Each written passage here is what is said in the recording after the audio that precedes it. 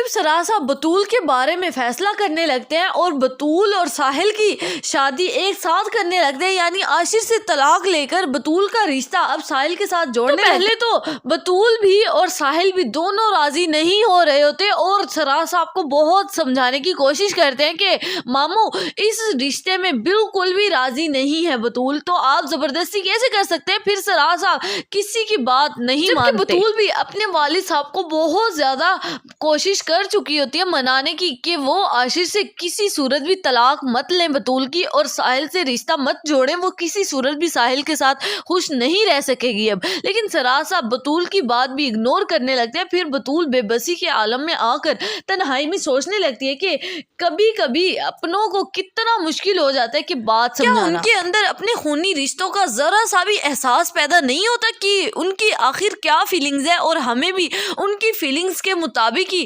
رشتے جوڑنے چاہیے؟ کیا وہ اس بارے میں بالکل نہیں سوچتے؟ جیسے سراج صاحب نے طلاق کے لیے عاشر سے بات کی ہوتی ہے کہ میری بیٹی کو طلاق دو اور خود سے آزاد کرو تاکہ میں اس کا کسی اور جگہ گھر بسا سکوں، یہ بات سنتے ہی عاشر کا بھی اپنی فیملی یعنی اپنی والدہ اور اپنی بہن کے ساتھ بیہیو چینج ہونے لگتا ہے اور وہ بھی بطول کو ڈیورس دینے کے لیے ایگری ہو چکا ہوتا ہے۔ پھر ثروت بیگم اس کا یہ بیہیو دیکھ کر فوراً سے سراج صاحب کی بیوی کو کال کرنے لگتی ہے، انہیں کہنے لگتی ہے کہ آپ لوگوں نے عاشر سے یہ بات کیوں کی طلاق کی، کیوں بطول کی طلاق لینے کے لیے عاشر کو کال کی؟ آپ لوگوں کو چاہیے تھا کہ جو بات کرنی تھی مجھ سے آ کر کرتے، عاشر سے اس بارے میں بالکل بھی بات نہیں کرنی چاہیے تھی، یہ بہت غلط کیا آپ نے، اپنے پیروں پر خود ہی کلہاڑی مار رہے ہیں آپ لوگ۔ تو ابھی مسز ثروت یہ بات کر ہی رہی ہوتی ہے کہ مناہل چھپ کر ان کی یہ ساری باتیں سن رہی ہوتی ہے۔ مسز ثروت کی یہ بات سنتے ہی دل ہی دل میں سوچنے لگتی ہے، کہنے لگتی ہے کہ میں بطول کو طلاق دلوا کر ہی رہوں گی، عاشر سے جدا کر کے ہی رہوں گی۔ یہ